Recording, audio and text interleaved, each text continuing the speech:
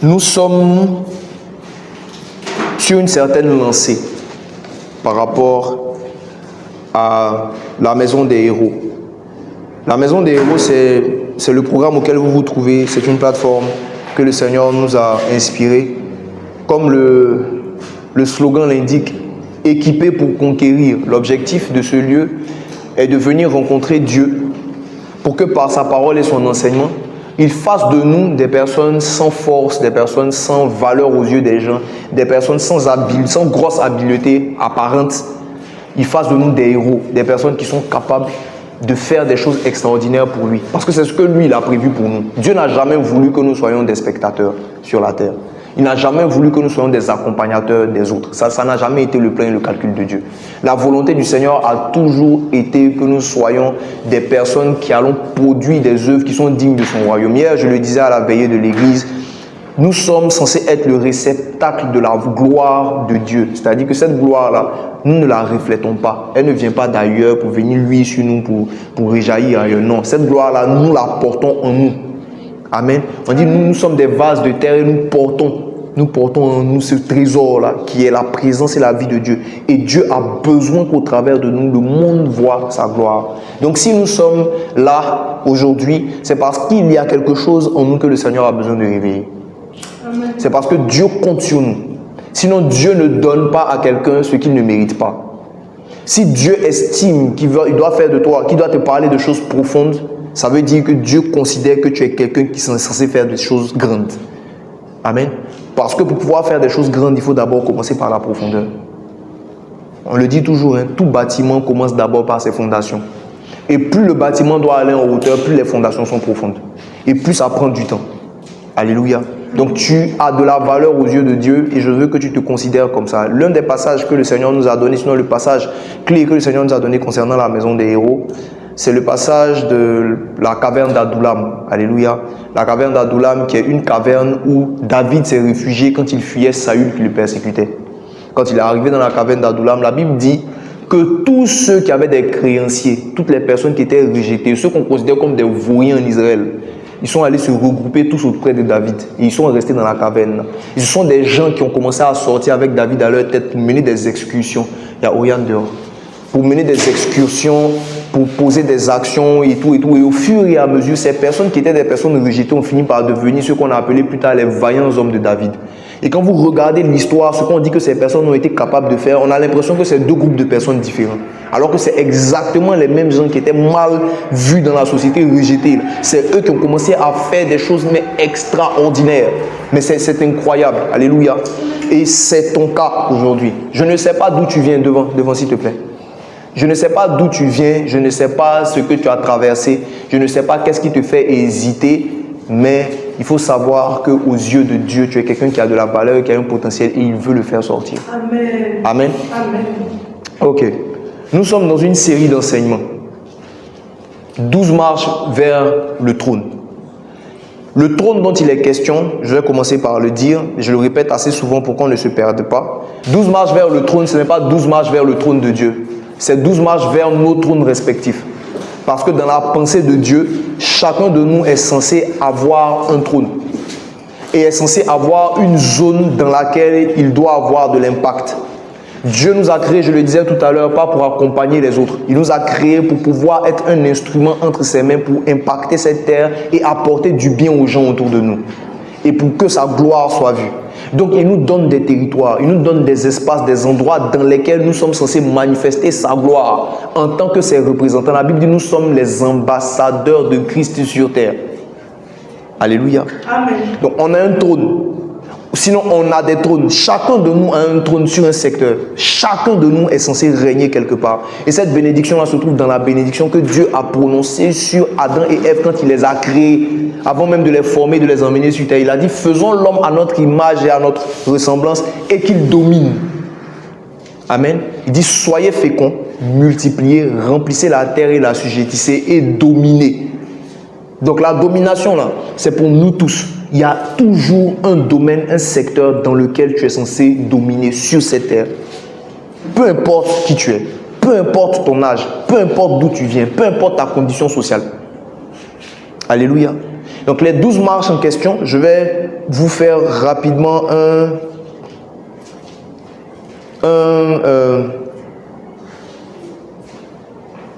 résumé des 12 marches, parce que là nous allons entamer la deuxième. Nous allons entamer la deuxième. Excusez-moi, hein. Ça j'avais pas prévu à la base. Ok. Donc les 12 marches dont nous allons parler sont, la première marche c'est le territoire. Je vous disais que chacun de nous a un territoire où il doit régner. La deuxième marche c'est les guerres du sacerdoce. C'est le thème sur lequel nous sommes actuellement. La troisième, donc si vous voulez, c'est la libération, les guerres du sacerdoce. Dans les guerres du sacerdoce, il y a deux aspects. Il y a la libération et il y a la conquête. C'est pour ça que c'est les guerres, il y en a deux. On va en parler tout de suite. Donc, la deuxième marche, c'est les guerres du sacerdoce. La troisième marche, c'est l'huile du roi. La quatrième marche, c'est affermir le trône. La cinquième marche, c'est l'ivresse. La sixième marche, l'adoration. La septième marche, la fidélité. La huitième marche, le sacrifice. La neuvième, la mort. La dixième, la prospérité. La onzième... Ah, j'ai sauté une quelque part parce que là j'ai 12, le manteau de puissance. Je crois qu'en lisant j'ai sauté une, j'ai mal compté. Mais en gros, voici les marches desquelles nous allons parler. Je vous ai cité ça pour que vous sachiez que c'est quelque chose que Dieu a programmé. Et nous allons suivre ce programme selon la volonté de Dieu. Il y a 2 maisons des héros dans le mois. On parle des thèmes là, comment l'esprit nous oriente et puis on avance au fur et à mesure. Alléluia. Donc là, nous sommes sur les guerres du sacerdoce. Si vous voulez avoir les informations et la compréhension de la première marche, les territoires, vous pouvez trouver les enseignements sur YouTube. C'est disponible là-bas normalement.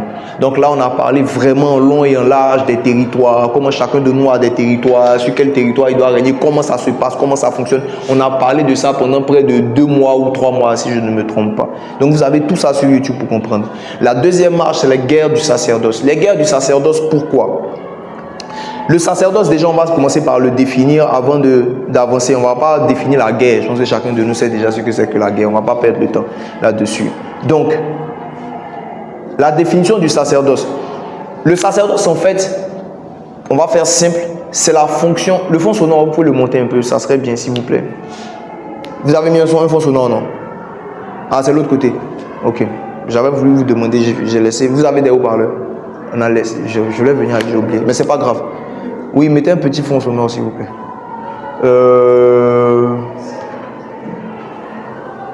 Ok, donc, le sacerdoce, en fait, c'est la fonction du sacrificateur. Le sacrificateur, c'est quelqu'un qui est serviteur de Dieu. C'est un ministre de Dieu, on va dire ça.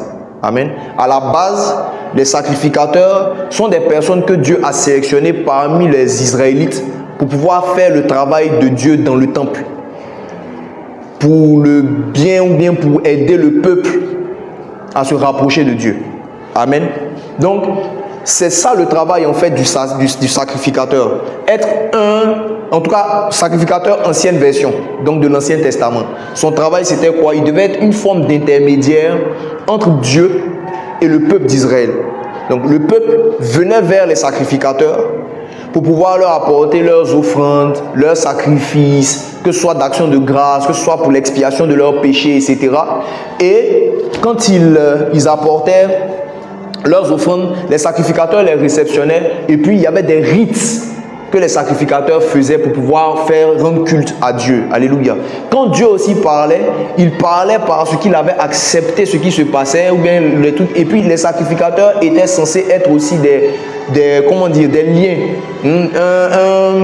un point de contact entre Dieu et le peuple. Donc c'était à 2 sens. Mais leur but était vraiment de faire l'intermédiaire. Ça c'est l'ancienne version du sacrificateur. Et c'est ce travail-là, de façon globale, tout ce qui faisait là qu'on appelle le sacerdoce. Alléluia. Ok. Donc, avant, ils étaient intermédiaires. Pourquoi? Parce qu'il y avait un voile. Le temple dans lequel ils servaient, c'était un temple qui était en 3 parties. Donc, il y avait le parvis, il y avait le lieu saint et il y avait le lieu très saint. Entre chaque partie du temple, il y avait un voile. Donc, il y avait un voile qui séparait le parvis du lieu saint. Le parvis, c'était comme la cour. Donc, c'était une tente. Imaginez que la table là, ce soit ça, l'ensemble du tabernacle, on va dire, ou bien donc c'est la cour, et puis au milieu de la cour, il y avait une tente. Donc la tente là était séparée en deux. La cour, c'était le parvis. L'entrée de la tente, c'était le premier voile qui donnait accès au lieu saint. Et puis maintenant, quand vous étiez dans le lieu saint, il y avait un deuxième voile maintenant qui donnait accès, ou bien qui séparait le lieu saint du lieu très saint. Alléluia. Les sacrificateurs, eux, ils entraient dans le lieu saint pour faire le service. Ils prenaient tout ce que les gens emmenaient dans les parvis, etc. Et puis ils partaient dans le lieu saint pour faire le service. Maintenant, parmi les sacrificateurs, il y en avait un qu'on appelait le souverain sacrificateur, qui était le seul qui était habilité à entrer dans le lieu très saint, mais il ne le faisait qu'une seule fois chaque année. Et pour pouvoir rentrer là-bas, il faisait des longs rites de purification, de préparation, etc. Et parce que personne d'autre n'était capable de rentrer là-bas, on mettait des clochettes sur le vêtement du souverain sacrificateur pour pouvoir discerner s'il fait toujours du bruit, s'il est en mouvement. Parce que s'il ne s'était pas bien préparé, qu'il rentrait dans le lieu très saint, il pouvait mourir à cause de la présence de Dieu. Et personne n'allait être capable d'aller chercher son corps. Donc on attachait une corde sur son pied. S'il tombe là-bas, on entend boum. On sait que le gars est mort, on le tire. Personne ne va aller le chercher. C'était ça en fait le travail du sacrificateur, c'était ça la réalité des Juifs. Cette réalité-là, elle était possible ou elle était comme ça. Pourquoi? Parce que Adam avait péché et qu'il y avait une séparation à cause de la désobéissance entre Dieu et les hommes. Car tous ont péché et sont privés de la gloire de Dieu. Alléluia. Donc Dieu a établi les sacrificateurs pour être ses intermédiaires. Ça c'était avant. Dans la nouvelle alliance, la Bible nous dit que quand Jésus est mort à la croix de Golgotha, le voile du temple s'est déchiré, la séparation a été ôtée. Jésus est venu nous réconcilier avec Dieu le Père. Quand il nous a réconciliés avec Dieu, tout ce qui était forme d'obstacle a disparu. Donc nous avons la possibilité maintenant librement par le ministère de Jésus, étant accompagné et conduit par le Saint-Esprit, de rentrer dans la présence de Dieu, de recevoir de lui des messages et de parler avec lui. C'est en ce sens que nous avons droit à ce qu'on appelle l'intimité. Contrairement aux Israélites avant qui étaient obligés de passer par les sacrificateurs. Mais ça ne signifie pas qu'il n'existe plus de sacerdoce aujourd'hui, qu'il n'y a plus de sacrificature. La sacrificature continue aujourd'hui, mais ce n'est plus un rôle d'intermédiaire. Alléluia. C'est un rôle de connecteur. Aujourd'hui, les sacrificateurs sont des personnes qui travaillent à connecter Dieu et les hommes, pas à être des intermédiaires. Parce que l'intermédiaire qui s'est positionné là, c'est Jésus, qui s'est rendu disponible pour tout le monde. Maintenant, on travaille à faire en sorte que Jésus ou Dieu et les hommes puissent se prendre même dans la main. Donc, l'homme de Dieu, quand on prend le sacrifice, on prend le sacrificateur dans le sens basique du thème. L'homme de Dieu, son travail, comme j'aime bien le dire, c'est de prendre la main de Dieu, de prendre la main de la personne, du peuple, de les mettre ensemble et puis de quitter au milieu. Le but n'est pas de rester là indéfiniment pour être une personne qui va être l'éternel gars de qui on dépend. Beaucoup d'hommes de Dieu sont devenus le Saint-Esprit pour les chrétiens. Ce n'est pas ça notre rôle. Alléluia. Deuxième différence dans notre saison actuelle où le voile est déchiré, où c'est la grâce de Dieu qui agit. Cette deuxième différence se trouve dans le fait que aujourd'hui, le sacrificateur ou la sacrificature et le sacerdoce ne sont pas seulement pour une catégorie de personnes. Parce qu'avant, c'était juste ces personnes-là qui faisaient le culte à Dieu, qui étaient des sacrificateurs, comme je disais, parce qu'il y avait un voile de séparation. Aujourd'hui, le voile est déchiré. Et parce que le Saint-Esprit peut venir habiter en nous par le ministère de la réconciliation, nous sommes tous devenus des sacrificateurs d'une certaine façon. Donc, il y a les sacrificateurs que nous sommes. Nous, par exemple, qui sommes appelés à prêcher la parole, pasteurs, etc., etc. Il y a cet aspect du sacrificateur là, qui est le service que je suis en train de faire, par exemple, là, enseigner la parole, conduire le peuple, etc., etc. Mais chacun de nous est devenu un sacrificateur à son échelle. Et je ne parle pas de sacrificateur pour les autres. La Bible nous dit que nous sommes, il dit, ne savez-vous pas que votre corps est le temple du Saint-Esprit? Donc vous êtes devenu le temple, le Saint-Esprit habite en vous et c'est dans votre cœur que vous avez une rencontre personnelle avec Dieu. Donc vous êtes connecté à Dieu par le Saint-Esprit qui vit en vous et vous rendez un culte à Dieu. Souvenez-vous, je vous ai dit que l'objectif du sacrificateur, c'est de rapprocher Dieu et les hommes. Amen. Et rapprocher Dieu et les hommes, là, ce que c'est censé créer ce rapprochement, c'est ce qu'on appelle l'adoration. Donc le vrai but en vrai du sacrificateur et du sacerdoce, c'est de créer un rapport d'adoration entre Dieu et les hommes. C'est pour ramener l'homme à cette condition initiale. Ramener l'homme à cette position d'adorateur et d'intime du Seigneur. Alléluia. Donc ton intimité aujourd'hui ne dépend pas de moi.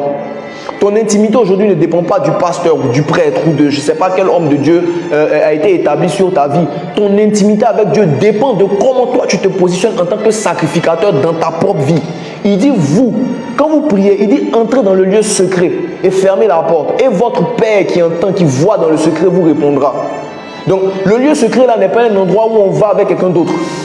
On ne peut pas rentrer dans le lieu secret avec son pasteur. On ne peut pas rentrer dans le lieu secret avec son berger. On ne peut pas rentrer dans le lieu secret. On rentre dans le lieu secret seul et on se rencontre face à face avec Dieu là-bas.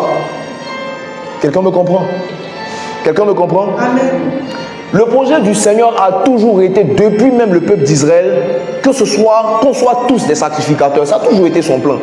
On va le lire. Exode 19, du verset 5 au verset 6. La Bible dit: maintenant, si vous écoutez ma voix et si vous gardez mon alliance, vous m'appartiendrez, c'est Dieu qui parle, vous m'appartiendrez entre tous les peuples, car toute la terre est à moi. Vous serez pour moi un royaume de sacrificateurs et une nation sainte. Voilà les paroles que tu diras aux enfants d'Israël. Donc ça, c'est Dieu qui parle à Moïse au pied du Sinaï. Il lui donne des directives pour les enfants d'Israël. Il dit: mon objectif, c'est que vous soyez un peuple, un royaume de sacrificateurs. Ça veut dire que tout le monde est censé devenir un point de contact entre Dieu et la terre. Tout le monde est censé devenir un homme qui fait un culte, qui rend un culte à Dieu par sa vie. Amen. C'est une grande erreur. Et beaucoup de gens en ont profité de faire en sorte de pousser les gens à dépendre des hommes. Vous savez, plus vous vous rapprochez de Dieu, moins vous dépendez des gens. Plus vous dépendez du Seigneur, plus vous vous attachez au Saint-Esprit, moins vous dépendez des gens. Donc vous ne pouvez pas être en train de croître spirituellement et rester dépendant de l'homme de Dieu qui est sur votre vie. Totalement. Parce que là, ça ne veut pas dire qu'il n'y a plus un impact, il n'y a plus une direction ou une directive de l'homme de Dieu. Dieu a établi ses ministres pour pouvoir jouer un rôle dans notre vie. Ils sont des connecteurs, ils sont utilisés comme grâce de Dieu pour pouvoir nous bénir, etc., etc. Mais en ce qui concerne la relation avec Dieu, qui est la chose la plus importante, elle ne se fait qu'entre vous et Dieu. Alléluia. Ok. Ce même passage que nous avons lu, ce que Dieu a dit en Exode, donc au début de l'histoire de la Bible, donc avec les enfants d'Israël, etc., il le répète encore en Apocalypse, donc à la fin de la Bible carrément. Apocalypse 1, le verset 5 à 6. La Bible dit: et de la part de Jésus-Christ, le témoin fidèle, le premier-né des morts et le prince des rois de la terre, à celui qui nous aime et qui nous a délivrés de nos péchés par son sang et qui a fait de nous un royaume des sacrificateurs pour Dieu son Père. À lui soit la gloire et la puissance au siècle des siècles. Amen. La version Semeur est encore plus explicite. Elle dit: et de la part de Jésus-Christ, le témoin digne de foi, le premier-né d'entre les morts et le souverain des rois de la terre. Il nous aime.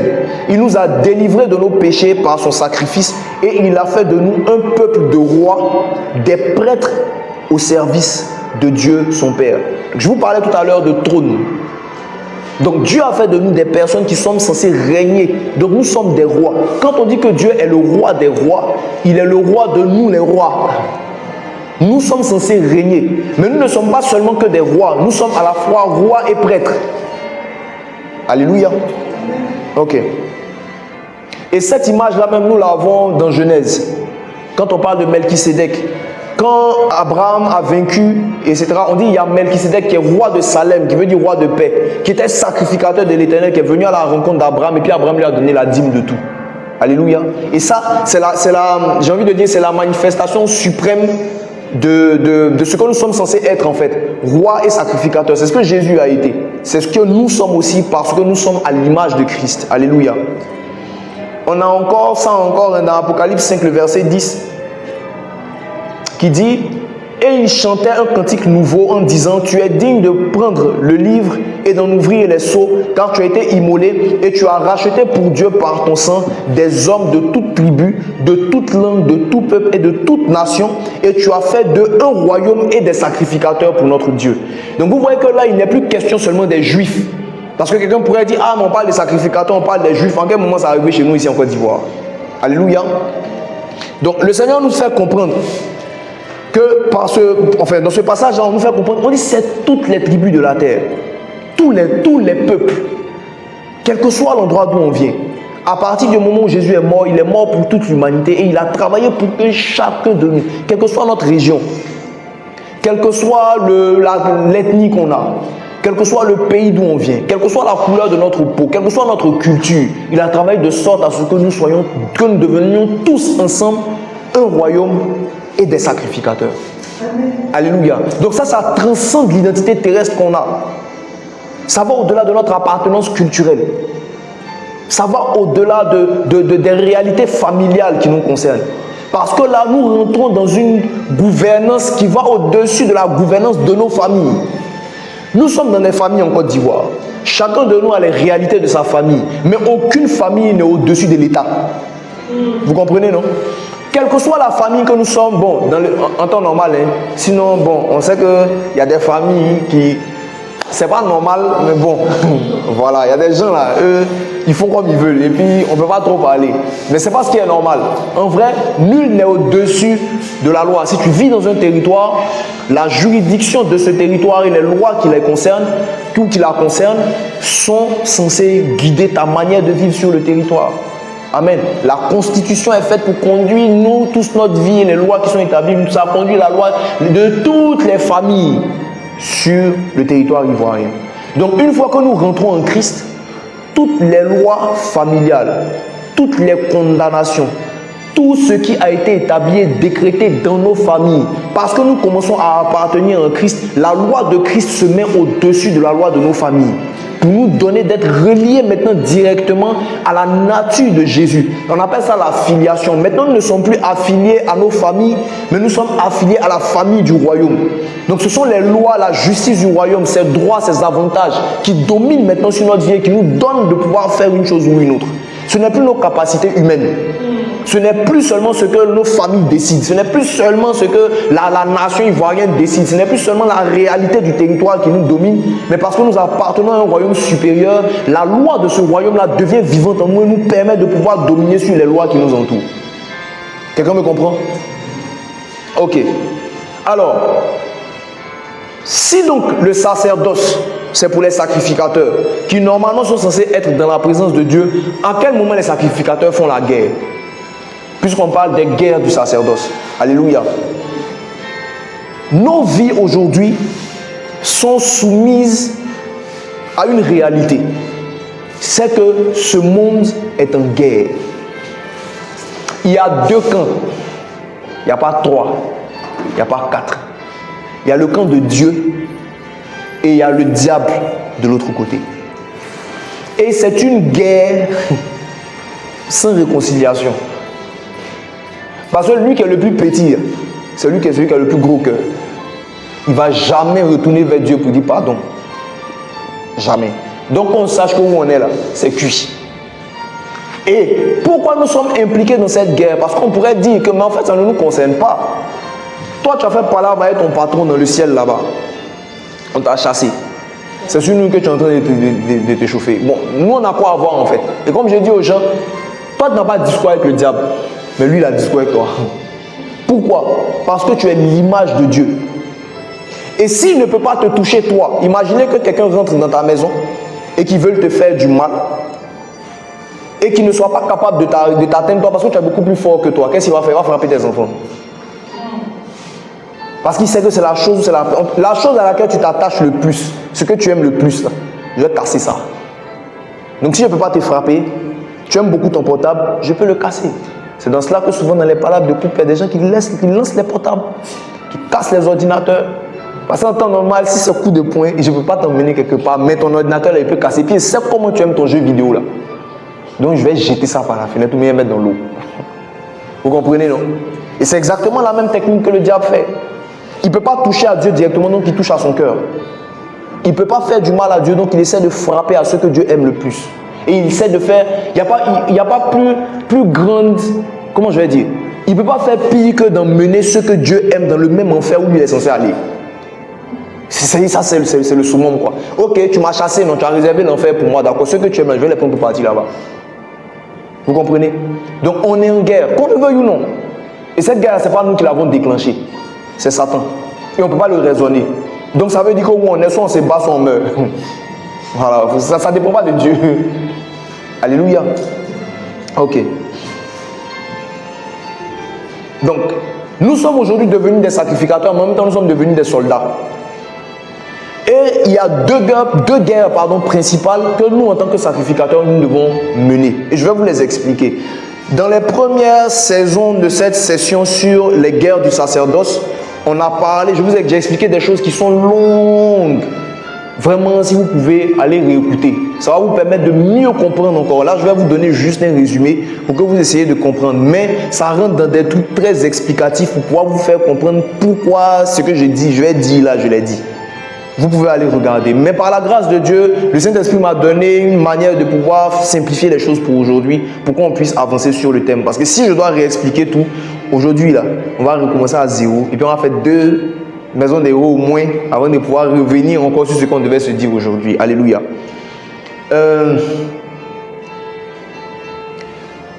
Je vous expliquais tantôt que comment ça s'appelle? Les sacrificateurs étaient pris parmi le peuple, donc parmi les juifs, pour servir Dieu. Il y avait 12 tribus en Israël. On sait ça tous. Parmi les 12 tribus, il y a une tribu que Dieu s'est sélectionnée, qui est la tribu de Lévi. Il a choisi les Lévites, donc les enfants de Lévi. Lévi lui-même était fils de Jacob. Donc Jacob a eu 12 fils et une fille. Les 12 fils ont enfanté des enfants, et puis ces 12 fils-là sont devenus les patriarches des 12 tribus qui constituent Israël. Alléluia. Et parmi ces 12 tribus, Dieu a choisi les Lévites pour être les sacrificateurs. Donc il n'y avait qu'eux qui avaient le droit et la responsabilité de rentrer dans le temple pour faire le service. Amen. Ils avaient vraiment été mis à part. De sorte qu'eux-mêmes, là, ils n'avaient pas droit à un héritage en Israël. Parce qu'ils appartenaient à Dieu. Donc c'est les autres là, les autres tribus qui ont donné le Seigneur a demandé qu'on leur donne des villes dans les différentes tribus, dans les différents territoires des différentes tribus. Et quand les tribus là apportaient leurs offrandes, leurs sacrifices, etc., c'est de ça que les sacrificateurs vivaient. Donc les Lévites. Alléluia. Maintenant, chose importante, c'est que à part les Lévites, normalement, aucune tribu n'avait le droit de rentrer dans le temple pour faire le service ou d'avoir accès au lieu saint ou au lieu très saint. Aucune tribu. C'était juste les Lévites qui devaient le faire à cause du sacrificateur, de la sacrificature qui était sur eux, à cause du sacerdoce auquel ils étaient appelés. Amen. Mais il se trouve que dans la Bible, il y a des gens d'une autre tribu, et c'est la seule dans toute la Bible que j'ai lue. Si vous trouvez ça un jour et que vous trouvez une troisième personne qui est d'une autre tribu qui est rentrée là-bas, dites-moi, ça va me permettre de pouvoir mieux canaliser ou mieux organiser mon message. Mais jusque-là, je n'ai vu que 2 types de personnes ou bien des gens qui appartiennent à 2 tribus seulement qui ont pu entrer dans le lieu très saint et y rester. Donc, les premiers, bien évidemment, c'est les Lévites dont on vient de parler. La deuxième tribu dont il est question, c'est la tribu d'Éphraïm. Éphraïm, qui était un fils de Joseph. Amen. C'est la tribu d'Éphraïm qui a eu part à l'héritage des Juifs, qui a eu des gens d'Éphraïm, donc des descendants d'Éphraïm qui ont pu dormir ou qui ont pu rester dans le temple. Il n'y a pas ça là, il n'y a pas, à part les Lévites et les Éphraïmites, il n'y a pas d'autres personnes dans la Bible qui sont rentrées dans le lieu très saint pour rester là. Enfin, dans le lieu saint, qui ont pu rester là-bas. Et les 2 Éphraïmites dont il est question, le premier c'est Josué, qui était le fils, le fils spirituel, qui était le successeur de Moïse. Moïse a pris un serviteur, ce serviteur-là s'appelait Josué ou Osée. À la base, son nom c'est Osée. On l'appelle aussi Josué, fils de Nun, de la tribu d'Éphraïm. C'est lui qui a fait la conquête de Canaan plus tard. Alléluia. Exode 33, verset 11. L'Éternel parlait avec Moïse face à face comme un homme parle à son ami. Puis Moïse retournait au camp, mais son jeune serviteur Josué, fils de Nun, ne sortait pas du milieu de la tente. C'est le seul avec comment on les appelle, les sacrificateurs qui avaient accès à cette époque-là au temps des enfants d'Israël dans le désert au lieu saint. Amen. Ok. La deuxième personne, c'est le prophète Samuel. Samuel, donc, qui est celui qui a oint David. Dans la période de Samuel, Dieu avait quasiment disparu, on va dire, d'Israël. Il ne parlait plus. Il était dans son coin. De toute façon, les Israélites faisaient tout et n'importe quoi. Il y avait un sacrificateur qui s'appelait Élie. Ça, c'est pas le prophète Élie. Le sacrificateur Élie, c'est E-L-I. Le prophète Élie, il y a E à la fin de pour lui là. Donc, différenciez bien les deux. Le sacrificateur Élie avait des fils, eux là. Pour parler comme les gars de maintenant, eux, ils faisaient du sale. Oui, c'est-à-dire eux, là, quand les gens viennent pour apporter les sacrifices, eux, ils choisissent les morceaux qu'ils veulent manger dedans. Quand les femmes viennent avec tous leurs offrandes pour faire ça, eux, les prennent et puis ils sont couchés avec elles. Donc, ça veut dire que Dieu les a rejetés, quoi. Mais la Bible nous dit, quand il s'agit de Samuel, qui était fils d'un descendant d'Éphraïm, donc 1 Samuel 3 du verset 1 au verset 4, la Bible dit, le jeune Samuel était au service de l'Éternel devant Élie. La parole de l'Éternel était rare en ce temps, les visions n'étaient pas fréquentes. En ce même temps, Élie, qui commençait à avoir les yeux troubles et ne pouvait plus voir, était couché à sa place. La lampe de Dieu n'était pas encore éteinte et Samuel était couché dans le temple de l'Éternel, où était l'arche de Dieu. Je vous ai parlé des trois parties, non? Le parvis, le lieu saint et le lieu très saint. L'arche, normalement, était dans le lieu très saint. C'est là-bas, là, quand on rentre là, on tombe et puis on prend un code pour te tirer. Lui, il dormait là-bas. Bien qu'il ne soit pas de la tribu de Lévi. Amen. Et je vous ai expliqué que les Lévites avaient ce droit-là, non seulement parce que Dieu les avait sélectionnés, mais aussi surtout parce qu'il y avait la sacrificature sur eux. Quand Dieu les a sélectionnés, il a déposé sur eux la sacrificature. Il a fait d'eux des gars du sacerdoce. C'est ça qui leur donnait le droit et l'autorisation de rentrer dans ce lieu-là. Amen. Donc, on pourrait dire, ça c'est vraiment pour simplifier. Si vous allez regarder les enseignements, vous allez voir pourquoi j'ai expliqué pourquoi et comment Éphraïm a pu atteindre cette posture de sacrificateur plus ou moins. On va avoir la deuxième phase de la sacrificature. Donc en vrai, imaginez que le sacerdoce soit comme une pièce de monnaie qui a deux faces. Les deux faces là, c'est la tribu d'Éphraïm et la tribu de Lévi.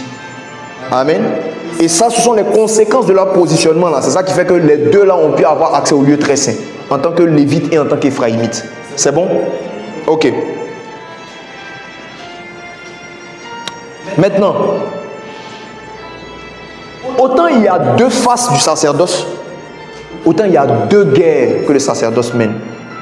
Je vous ai dit tout à l'heure qu'il y a Moïse et il y a Josué, qui est son successeur.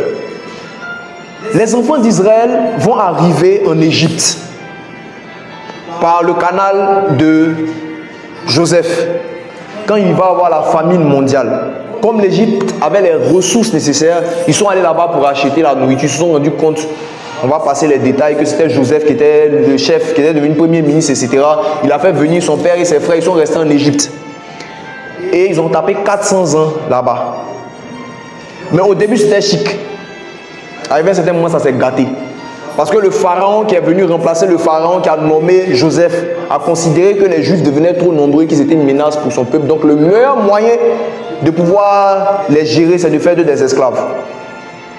Donc il a fait d'eux des esclaves. Ils ont fait 430 ans en Égypte, 430 ans d'esclavage. Amen.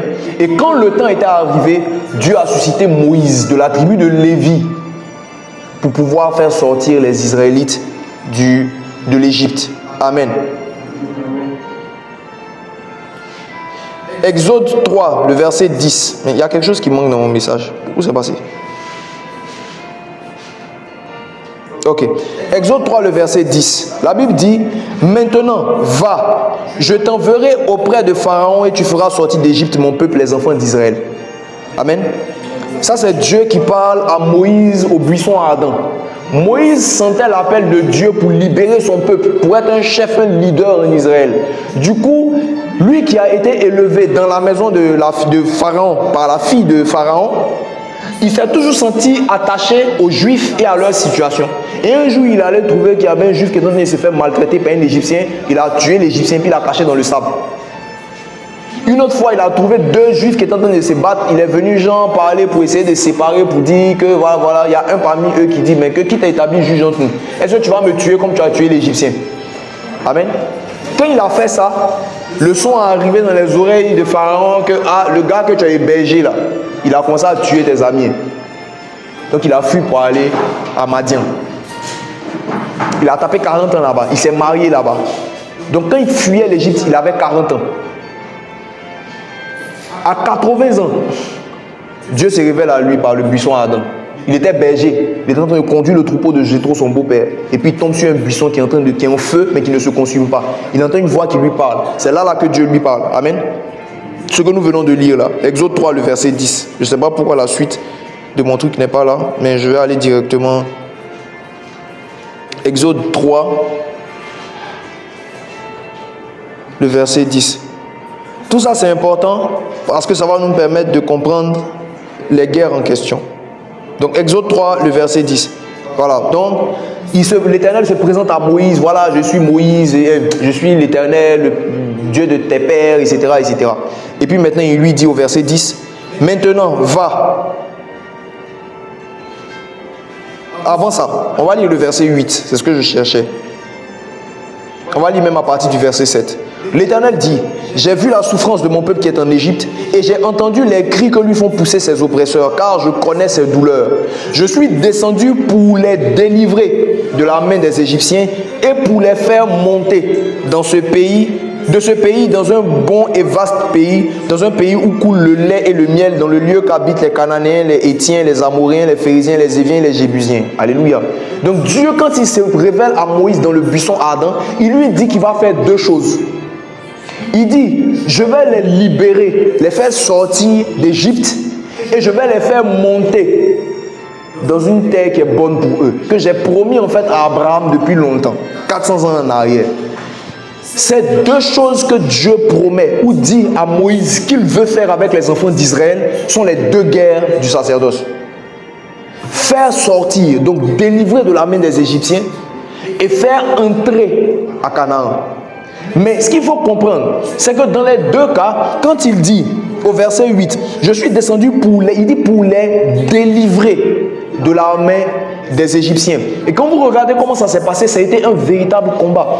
C'était un jugement de Dieu sur les Égyptiens avant qu'ils n'acceptent de libérer les enfants d'Israël. Et même quand ils les ont libérés, ils les ont encore poursuivis jusqu'à aller mourir dans les eaux. Donc c'était une guerre à mort. Amen.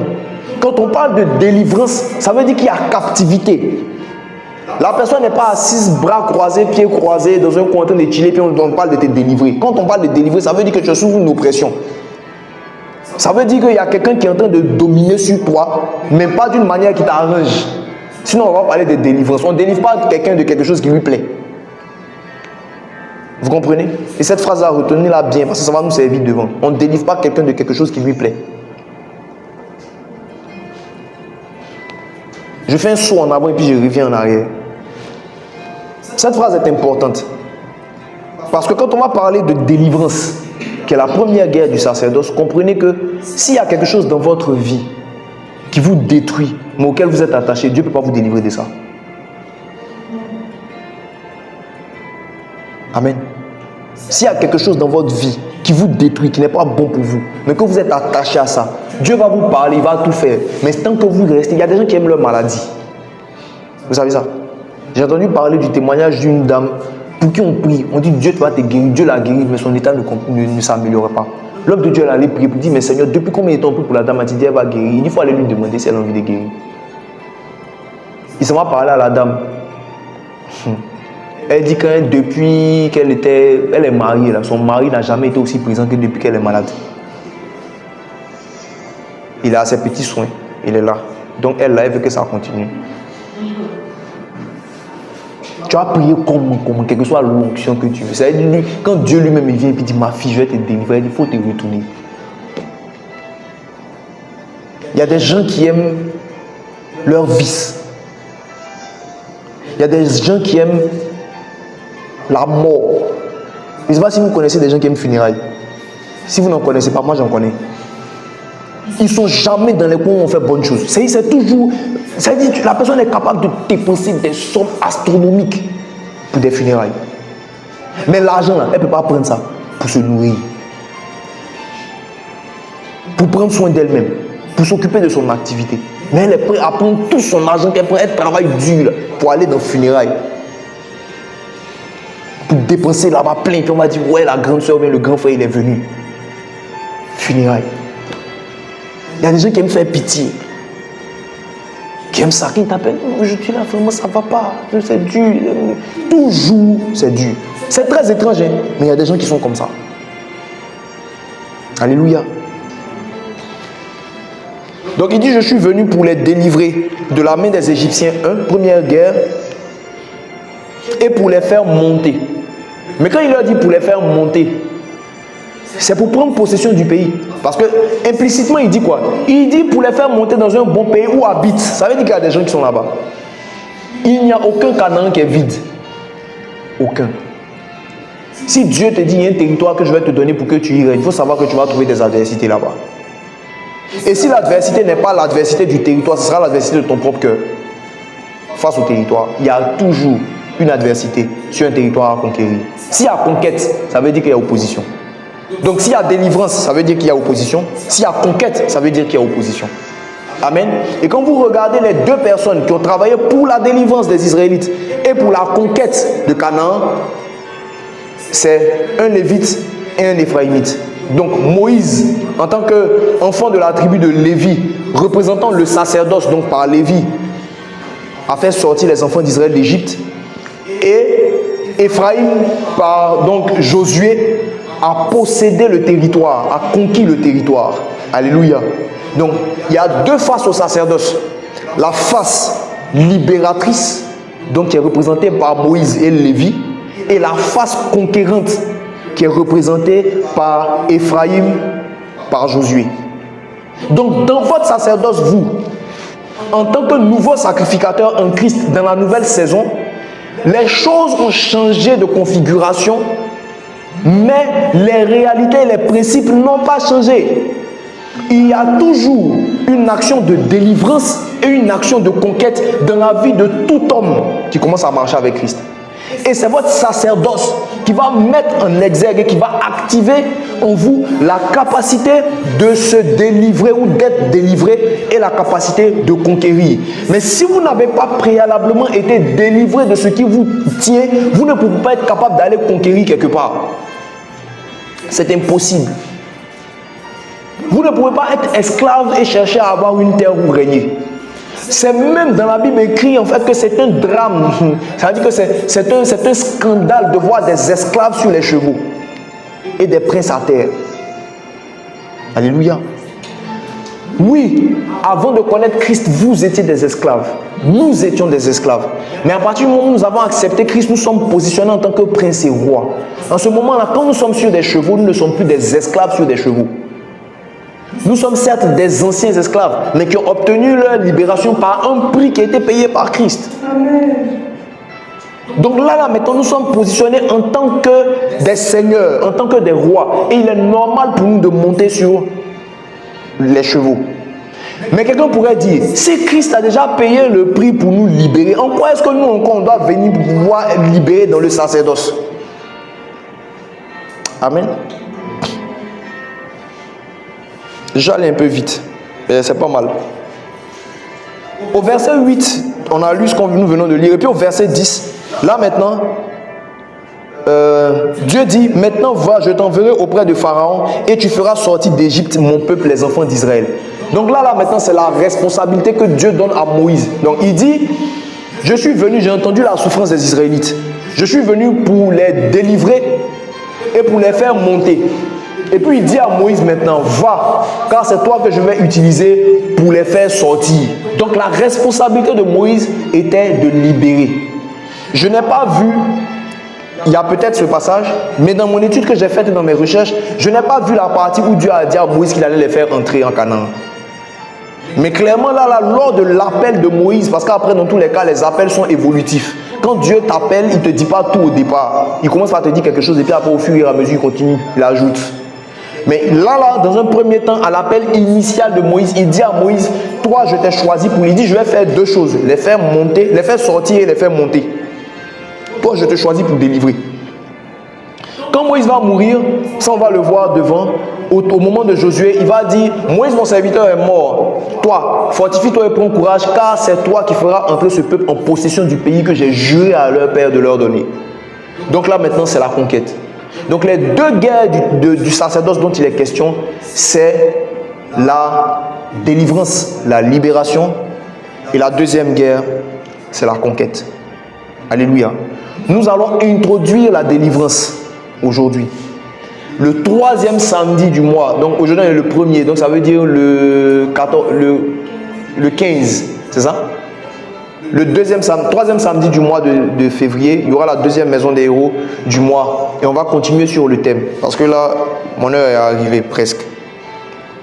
Là, je veux que ce soit succinct. Parce que généralement, j'essaie de donner le maximum en me disant que peut-être que la personne qui est là aujourd'hui ne sera pas là la prochaine fois. Et puis après, ça devient touffu, ça devient difficile à comprendre parce que c'est des choses. On va faire doucement, doucement. Celui qui va être constant, gloire à Jésus. Celui qui n'est pas constant aussi, gloire à Jésus. Alléluia. Donc voici les deux guerres du sacerdoce.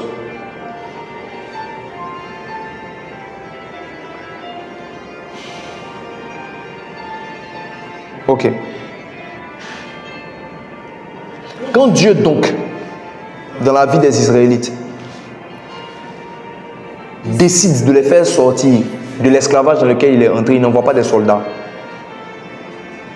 Il n'envoie pas une armée pour venir faire la guerre, pour libérer. Pourtant, il y a des cas comme ça dans la Bible. On voit par exemple qu'au temps d'Abraham, donc c'est avant eux-mêmes, comment ça s'appelle, avant les Égyptiens et tout ça là, Abraham s'est retrouvé dans une histoire où son neveu Lot, qui était parti à Sodome, avait été emporté par d'autres rois. Il y avait guerre entre les rois de Sodome, de Gomorrhe et puis d'autres rois là, avec d'autres rois. Ils s'étaient rébellés de la domination de ces rois là. Les gars sont venus, ils les ont attaqués, ils ont pris les gens, les enfants, les femmes, tout ça pour partir, y compris Lot. On dit Abraham a pris ses serviteurs les plus vaillants et puis ils sont allés faire la guerre. Donc là, ils sont allés se battre pour pouvoir les faire sortir de l'esclavage. Pareil, on a la même chose avec David. David, quand il avait fui Saül, il est allé à Tsiklag, qui était une ville chez les Philistins. C'est là-bas qu'on lui a donné une ville pour rester. Les Philistins étaient des ennemis des Israélites. Il a voulu aller en guerre avec eux contre les Israélites. Les princes des Philistins ont dit, le gars là, c'est mieux qu'il se retourne. Parce qu'il ne faut pas qu'arrive au beau milieu de la bataille là-bas, il se retourne contre nous pour pouvoir entrer en faveur avec son roi. Donc pendant qu'ils étaient en train de partir en guerre, il y a un peuple qui est venu attaquer. Il y a un peuple qui est venu attaquer la ville Tsiklag. Ils ont pris leurs femmes, leurs enfants, tout ça là. Ils ont brûlé le coin et puis ils sont partis. Pour pouvoir récupérer, ils ont dû aller faire la guerre en tant que soldats. Alléluia. Mais les enfants d'Israël là, ils sont rentrés en Égypte, c'était même une prophétie. Dieu a dit à Abraham, tes enfants. Et puis c'était le jour où Dieu et Abraham ont fait alliance. C'est-à-dire Dieu finit de faire alliance avec Abraham et puis lui dit, tes enfants, ils vont partir en esclavage dans un pays. Pendant 400 ans, on va les maltraiter là-bas. Mais je les ferai sortir avec de grandes richesses. Amen. Dieu annonce ça. Mais quand il s'agit de les délivrer, il n'emmène pas des soldats, il emmène 2 personnes de la tribu de Lévi qui vont devenir des sacrificateurs. Parce que c'était Aaron et son frère. Donc Moïse et son grand frère Aaron. C'est Aaron qui est devenu le souverain sacrificateur, celui qui rentre une fois par année. C'était le premier souverain sacrificateur de la sacrificature juive. Amen. Ce sont ces deux-là qui sont partis auprès de Pharaon. Et puis qui ont manifesté la puissance de Dieu, des jugements contre l'Égypte et ses dieux pour que les Égyptiens libèrent les Israélites. Ce n'est pas des soldats.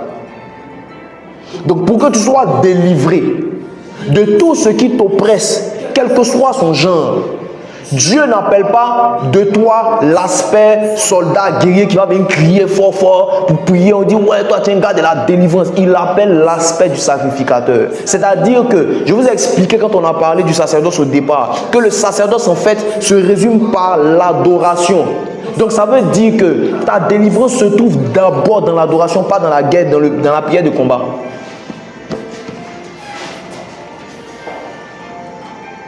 Prière de combat qui sort par le feu au nom de Jésus. C'est pas ça qui te délivre. Étrange. Peut-être qu'il y a des gens qui vont voir ça, ils vont me combattre. Parce que ça, c'est une doctrine vieille comme le monde.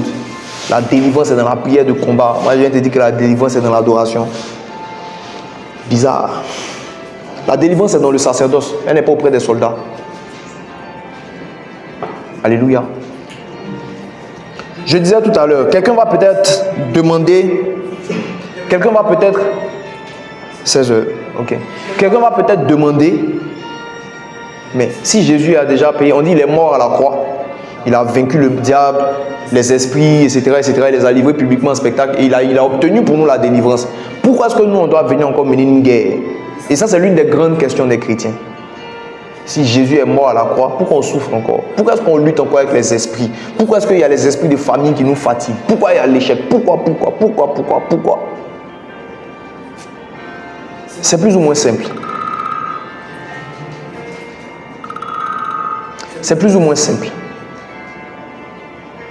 Est-ce que si j'aborde ça aujourd'hui?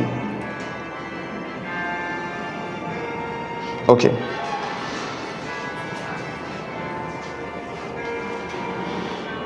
Jésus a obtenu la victoire par sa mort et sa résurrection. Mais une victoire acquise peut ne pas forcément être manifestée.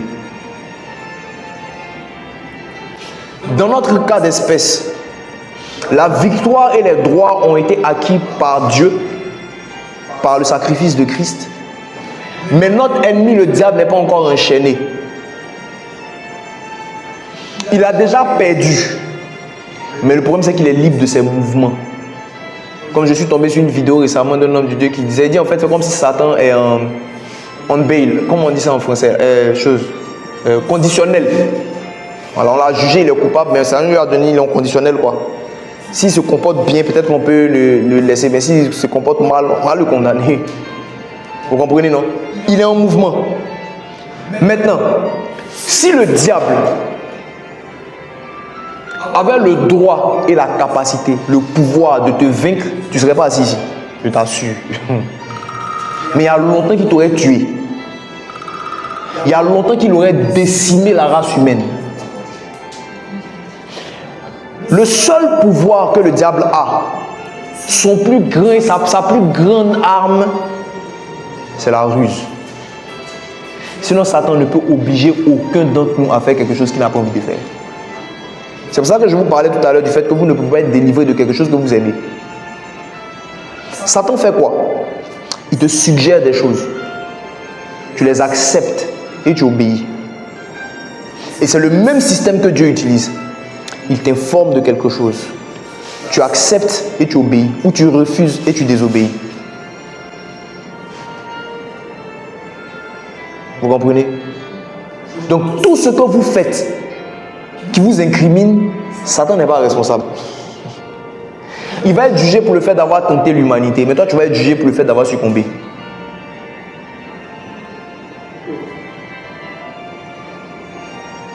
Donc ta véritable délivrance là, ce n'est pas le diable, c'est toi-même. Et quand Jésus meurt à la croix de Golgotha, il nous délivre du pouvoir de la domination du diable, mais il ne nous délivre pas de nous-mêmes. Être délivré de nous-mêmes commence par le fait de commencer à travailler, à être renouvelé dans notre système de pensée. Ne vous conformez pas au siècle présent, qui est le siècle de la domination du diable, mais soyez transformés par le renouvellement de l'intelligence afin que vous discerniez la volonté de Dieu, celle qui est bonne, agréable et parfaite. Si vous discernez la volonté de Dieu, vous pouvez y obéir, mais vous ne pouvez pas obéir à quelque chose que vous ignorez. Donc, quelle est la volonté de Dieu pour toi? Sanctification, prospérité, croissance, paix du cœur, etc. C'est ce que Dieu veut pour toi, mais il faut que tu le saches. Il faut que tu saches qu'il y a des gens pour qui, dans leur tête là, Dieu là, je connais quelqu'un qui est un papa qui est marié et puis qui me dit à moi que sa femme là, peut-être que c'est la punition de Dieu sur sa vie. Comment on appelle ça? Quand il y a quoi même, mais bon, il y a un autre mot là, c'est surtout les frères catholiques qui utilisent ce thème là. Pénitence. C'est-à-dire, il a admis que Dieu peut le mettre dans une situation difficile, avec quelqu'un qui a un caractère qui est difficile pour le punir. Et ça lui semble tellement naturel. J'ai dit non.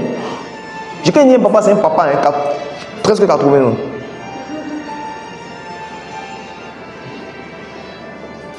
Il y a beaucoup de choses qu'on accepte et qui sont actifs dans nos vies parce qu'on ignore ce que Dieu pense de la situation. Et les esprits, pour revenir aux esprits qui nous oppressent là, souvent leur oppression en fait n'est que du bluff. Mais nous, par peur, nous réagissons à leur suggestion. C'est juste de l'intimidation. L'un des exemples les plus palpables de ce système d'intimidation du diable, c'est Goliath. Les enfants d'Israël ont fait 40 jours et 40 nuits sur le champ de bataille. On dit les vaillants. Quand on envoie David pour aller donner la nourriture à ses frères, on dit ils sont avec tous les vaillants hommes, les soldats d'Israël pour faire la guerre aux Philistins. Voilà 40 jours qu'ils sont là-bas. Quand David arrive, il trouve un champ de bataille, mais aucune guerre.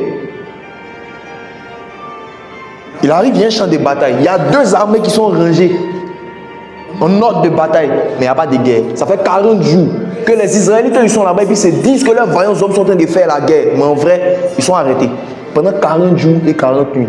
Pourquoi? Parce que chaque matin et chaque soir, il y a un gros gars qui sort et puis il parle. C'est tout. Hein? Ils ont fait 40 jours dedans. Si David n'était pas arrivé là-bas, peut-être jusqu'aujourd'hui, ils étaient là-bas encore. Goliath sort le matin et puis il parle. S'il y a quelqu'un parmi vous qui est garçon, il n'a pas sorti pour se battre avec moi. Tout le monde le regarde. Et puis il se retourne, ils s'en vont, ils attendent le soir. Le soir encore, il revient, il dit parmi vous, j'ai dit s'il y a quelqu'un qui est garçon, il n'a pas venir se battre avec moi. Et puis ils sont assis, ils le regardent. C'est comme un antibiotique. Hein. Le matin, il met la dose, le soir, il met la dose. Un comprimé le matin, un comprimé le soir. Tous les jours pendant 40 jours. Ça les a paralysés. Mais si lui, il est aussi fort que ça, pourquoi il ne rentre pas dans le tas comme Samson? Samson lui rentre dans le tas. Hein. Ils sont fous de qui est là. Mâchoire d'âne, il prend et puis il tue tout le monde. Ça, c'est ce qu'on appelle être fort. Je vous ai parlé au départ des vaillants hommes de David. Les vaillants hommes de David, là, quand vous lisez leurs histoires, on te parle de quelqu'un qui s'est arrêté, lui seul, et puis il a tué 300 personnes, et puis le peuple est en train de fuir, et puis lui il se met à l'entrée d'un champ, et puis il tue 300 personnes, lui seul. On dit le gars, il a tellement tué les gens jusqu'à sa main, ça a attaché à son épée, il ne pouvait plus l'enlever, il ne pouvait plus le laisser. Mais toi, Goliath, 3 mètres et demi, tout ce que tu as là, c'est pour parler. Va te battre. Donc, tout ce que le diable fait, en fait, c'est de nous intimider. Les gens ont vu la forme de Goliath et ils ont entendu ce qu'il a dit. On dit, s'il est en train de dire ce qu'il dit et puis il ressemble à ce qu'on voit là, c'est que si on s'en va, il va nous faire mal. Et puis on ne bouge pas. Qu'est-ce qui s'est passé avec David? David arrive. On dit David entendit ce que Goliath disait aux Israélites. Et David a réagi. Il dit, quel est cet incirconcis qui est en train de dire ce qu'il est en train de dire là? Si on le tue là-haut, qu'est-ce qu'on donne à la personne qui va le tuer? Vous avez 2 groupes de personnes, sinon une personne et puis un groupe qui entendent exactement la même chose mais qui réagissent différemment à ce qu'ils ont entendu. Qu'est-ce qui fait la différence? Quand vous lisez David, vous lisez ses écrits, vous vous rendez compte que David était un adorateur. C'est quelqu'un qui a vécu sa vie dans l'intimité avec le Seigneur. C'est dans son intimité avec Dieu, dans cette rencontre personnelle avec le Seigneur là, que Dieu l'a fait tuer le lion et l'ours. C'était pas la guerre. C'était dans l'endroit où il était en train de prendre soin des brebis. Et dans l'endroit où il a écrit une bonne partie des psaumes qu'il a écrits. Là où il rencontrait Dieu. Là où Dieu a regardé puis il a dit, j'ai trouvé parmi les fils d'Isaïe celui que je veux pour roi. Amen. Parce que quand Saül, quand Samuel, quand Samuel arrive chez Isaïe, il n'a pas trouvé David chez Isaïe. Isaïe lui-même, il a envoyé ses 7 fils, il a envoyé 7 de ses enfants. L'Éternel n'a choisi aucun d'entre eux. Samuel est obligé de demander à Isaïe, mais il n'y a pas quelqu'un d'autre. Et puis c'est là maintenant que Isaïe va dire, oh oui, il y a le dernier là. Mais il est auprès des moutons, quelque part là-bas. Mais Dieu dit, j'ai vu. Ça veut dire que quand Dieu a vu David, là, il ne l'a pas vu dans la maison d'Isaïe. Il a vu là où ils avaient l'habitude de se rencontrer. C'est cet homme-là qui a tué en privé l'ours et le lion. Parce qu'il a développé une attitude, une habitude et une conscience de la grandeur de Dieu qui a impacté sa manière de voir le combat. David n'est pas allé remporter la bataille parce qu'il avait la force. Il a dit au nom de l'Éternel des armées, moi, toi, je vais te couper la tête et nous allons donner les cadavres du camp des Philistins aux oiseaux du ciel. Il n'a jamais parlé de sa propre force. Il n'a jamais parlé du fait qu'il était... On a voulu lui donner des armes, armures, épées, etc. pour aller se battre. Il a essayé de porter, on dit qu'il n'était pas accoutumé, il n'a pas l'habitude de la guerre. En tout cas, pas celle que les hommes font avec des armures. Mais il avait l'habitude d'une guerre qui s'est basée sur le fait qu'il avait une confiance au Dieu qu'il connaissait. C'est ça qui a fait qu'il a tué Saül, qu'il a tué Goliath. De la même manière que Goliath parlait là, c'est de la même manière que lui aussi est venu et il a parlé à Goliath. D'après mon père spirituel, il dit Goliath n'est pas mort quand on l'a lapidé. C'est quand il a entendu ce que David a dit là. Il dit toi, au nom de l'Éternel, moi je vais te couper la tête. Pourtant il n'a pas d'épée. Il dit je vais couper ta tête. Mais il avait des pierres et une gibecière. Et ce qui est grave, c'est qu'on dit que quand David est arrivé sur le champ de bataille, il a commencé à courir pour foncer sur Goliath. C'est un inconscient. Toi tu vois un gars qui fait 3 mètres et quelques. Toi tu es un petit aux yeux blonds, à la belle figure comme on le décrit. Et puis toi tu descends. On dit les vaillants hommes d'Israël sont avec lui, il descend sur lui. Et puis il court pour partir à sa rencontre. Il a foncé sur lui. Quelle conscience David avait que le peuple n'avait pas. Il a entendu exactement la même chose. Lui, ça a créé en lui une rébellion pour foncer. Les autres, ça a créé la peur pour reculer. Exactement la même information.